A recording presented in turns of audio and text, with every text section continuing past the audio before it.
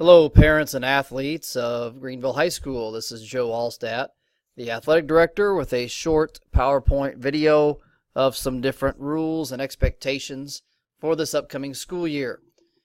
The purpose of this video is to give you some information, and also we register all our athletes online to be able to collect online signatures. Eliminates a lot of paperwork, and to better inform our parents and athletes of our athletic department. There's paperwork needed to play, as there has been in every school that you have played at before. Current physical has to be on file. Physicals are good for 13 months, and our school nurse will be able to tell you when your last physical was if you need that. Their hospital here in Greenville, HSHS Holy Family, is offering free physicals on Tuesday, July 10th from 5 to 8 in the evening. You must register online, and I'm sure they'll have something on their website, and we will as well, on how to register. Or you can go to your regular doctor or walk in at the Greenville Prompt Care. But you need to have a current physical in order to practice and participate. Also, a $100 athletic fee is due before your first contest. That is for each sport, and there's a $500 cap per family if you have multiple children playing multiple sports. A couple quick things here for those of you that may not be familiar with high school athletics. Everyone here is a Comet, whether you're a freshman or a senior, and your best players, our best players, are going to play on our varsity program, whether they're a freshman or a senior or something in between. Our freshman JV levels are developing players for the varsity team. There is a very high commitment level for our high school athletics.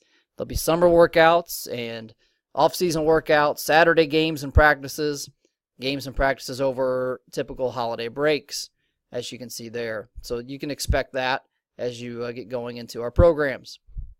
Practice attendance is an expectation. The board policy does give a list of excused absences, as they're listed right there on the screen, but absences can affect your position on the team, and unexcused absences can result in some consequences and may lead to removal from the team. So obviously the expectation is to be at practice and at games.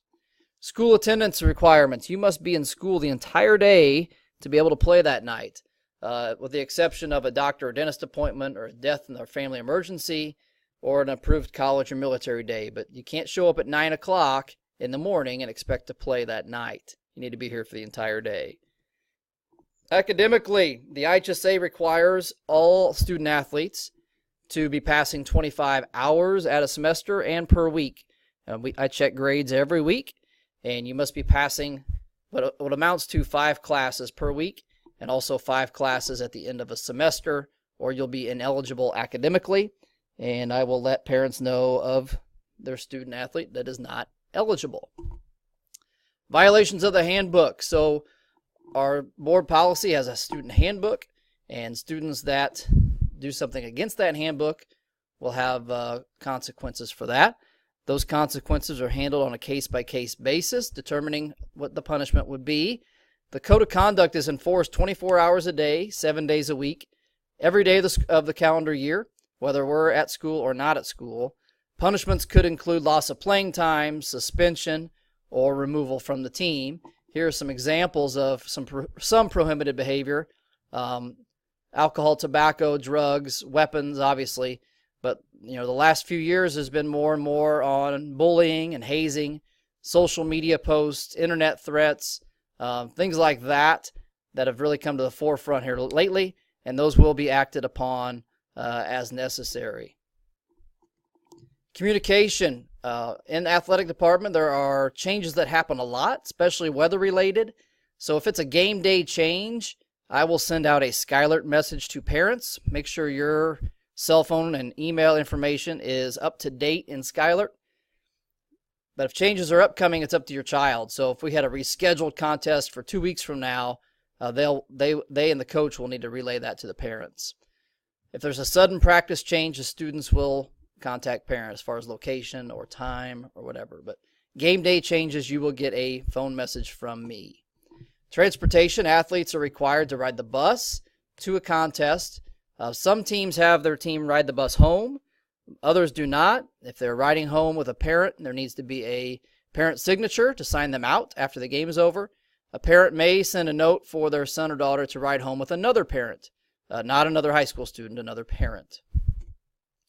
Social media, the Komets are on social media on Twitter and Facebook and now Instagram. So you can follow that for updates and information and scores and things like that. We try to stay fairly active on that to promote our programs and our athletes. You can download this My 8 to 18 app on your smartphone if you would like, and you would have access to all the Komet schedules on there. Our athletic department program is 8 to 18 on the computer, and you can use those schedules and have them on your phone as an app. It's a cheap app. I think it's $1, but you can download that on your smartphone. The Komet Sports Boosters, always looking for new members. The Komet Sports Boosters do a lot for our athletic department. They purchase uniforms and equipment and facility upgrades and all kinds of great stuff for our programs and our kids. We invite you to become a member, show up to meetings, help at fundraisers. We don't do a ton of fundraisers, but the ones we do are pretty big ones.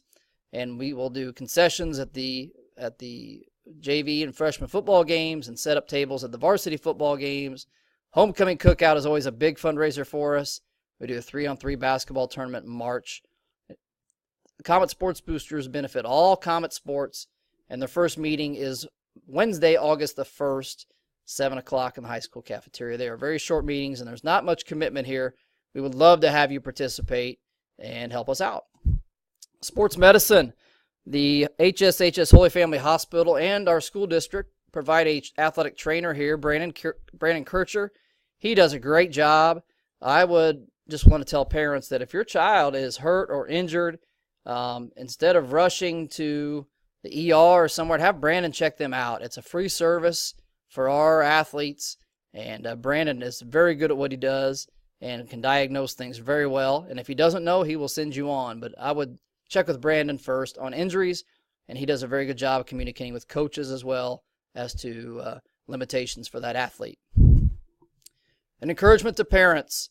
Having a vested interest in all the kids in our team, not just yours, that is tough to do sometimes. All players will have a role on the team. Some roles are important all roles are important to success. Some are just more favorable in the limelight type of thing, but this is a true team setting, and everybody has an important role. If there is an issue with especially playing time, let's try to figure that out together. Posting on Facebook or Twitter isn't going to solve any problems, but it sure will create a bunch of new ones. So we can get together and discuss any problems. Fan expectations. More and more we're having fans removed from contests, and that certainly is not what we want to demonstrate to our athletes as appropriate behavior. So our expectations for fans are to model sportsmanlike behavior, support the team, all players and coaches, be respectful of opponents and officials. Communication. If you or your child has an issue with a coach, a great way to handle it would be to have the student-athlete speak to the coach. If it needs to go further, the parent can speak with the coach with the student-athlete present to be able to answer more questions. And then we can involve the athletic director, principal, etc., with the coach there as well and get things figured out.